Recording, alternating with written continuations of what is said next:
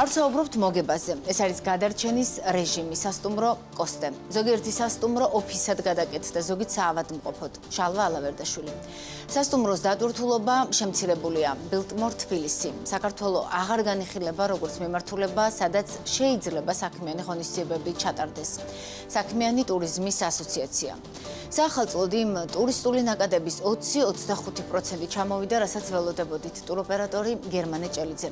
ეს არის ნაწილი ტურიზმის ინდუსტრიის სხვადასხვა რგოლში დასაქმებულ ადამიანებთან ინტერვიუებიდან, რომელთაც BMG დეკემბერ-იანვარში ეკონტაქტა ძირითადად იანვარში თბილისში და მიუხედავად იმისა, რომ ყველა აღნიშნავს, ზოგადად იანვარი პასიური თვეა თბილისში ტურიზმისთვის, ისინი ამბობენ, რომ წინა წლებთან შედარებით მდგომარეობა უკეთესი ნამდვილად არ არის, უფრო პირიქით. BMG, რა თქმა უნდა, სიამოვნებით დაუთმობს დროს იმ სასტუმროების თუ ტურისტული კომპანიების ხელმძღვანელებს, ვისაც პრობლემები არ აქვს, ვისაც ჩვეულებრივად ჰყავს ტურისტები, ან კიდევ უფრო მეტი ვიდრე შარშან ან წინა წლებში, შეგიძლიათ დაგვიკავშირდეთ, ისევე როგორც ეთერს ვუთმობთ იმ ბიზნესებსაც, რომლებიც გვიკავშირდებიან და მზად არიან მოგვიყვნენ.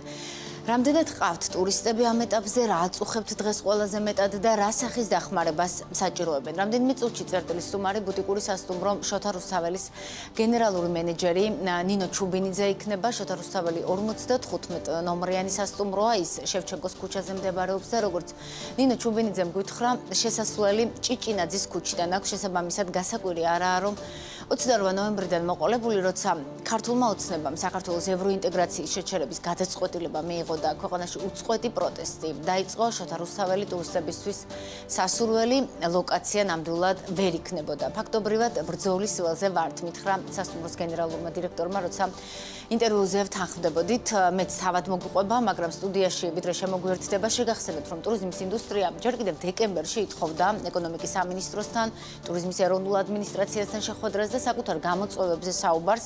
ისინი ამას ღია ინტერვიუებიდან აცხადებდნენ, მაგრამ რამდენადაც ვიცი, ასეთი შეხვედრა ამ დრომდე არ შემდგარა. რატომ ვერ იცლიან ან არ იცლიან, პასუხი არ მაქვს, რადგან მათ არ აქვთ.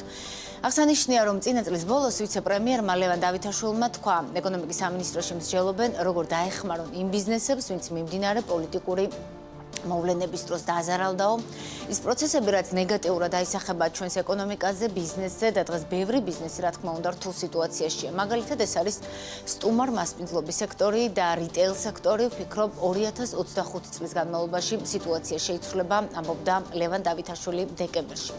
20 იანვრის მთავრობის ხდომის შემდეგ კი წინა კვირაში მქონდა საშუალება ეკონომიკის მინისტრისთვის მეკითხა, მორჩნენ თუ არა ანალიზს და თუ კი რა გადაწყვეტილებამდე მივიდნენ. შეგვიძლია მოვისმინოთ ახლა ლევან დავითაშვილის კომენტარი, რა აჩვენა სამინისტროს ანალიზმა. ვთქვით, რომ პრემიერის და ბიზნესის შეხვედრის შემდეგ, რომ ცალკეულ სექტორებთან ხვდებოდით, მათ შორის რიტეილი, ტურიზმის სექტორი, ვინც ყველაზე მეტად დაზარალდა ამ პერიოდის განმავლობაში.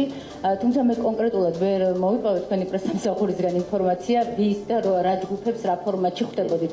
შეგიძლიათ გითხრათ ახლა ვის შეხვდით, აი მაგალითად ტურიზმის ნაწილში, იმიტომ რომ წლის ბოლოსაც ითხოვდნენ შეხვედრას და როგორც ვიცი, მე როგორც ვიცი, ასეთი შეხვედრა არ ყოფილა. თუ შეხვდით და ასევე ვითვლით დაახლოებით ვის როგორ შეიძლება დავეხმაროთო. ხო, მოკლედ რა იქნება ზემოქმედება და რა იყო ზემოქმედება, რამდენად მნიშვნელოვანია ეს იყო ჩემი მესიჯი, ხო, ამის შესწავლა, შეფასება და რა თქმა უნდა ასევე აღნიშნე, რომ ეს ყველაფერი უნდა გავანაზოთ წლის ჭრილში და არა დავუშვათ რამდენიმე წლის ჭრილში, როდესაც რიტეილის და დავუშვათ სტუმარ-მასპინძლობის სექტორის გარკვეული ობიექტები შეიძლება გარკვეულწილად დაზიანდნენ, ხო? გარკვეული ობიექტები რა თქმა უნდა შეიძლება გარკვეულად დაზიანდნენ, მაგრამ აი ეს სექტორულად ჩვენ ასეთ ზემოქმედებას არ ვხედავთ, ამიტომ ძირითადად შემთხვევაში რაიმე ტიპის ჩვენ მხედარ რეაგირებაზე ამ შემთხვევაში ლაპარაკი ზედმეტია, ამიტომ ჩვენი ანალიზი გვაწევს. რაიმე დახმარებას არ საჭიროებს ჯერჯერობით თქვენი შეფასებით ვერ ჩავერევთ. დიახ. ეს იქნება არასწორი სიგნალი.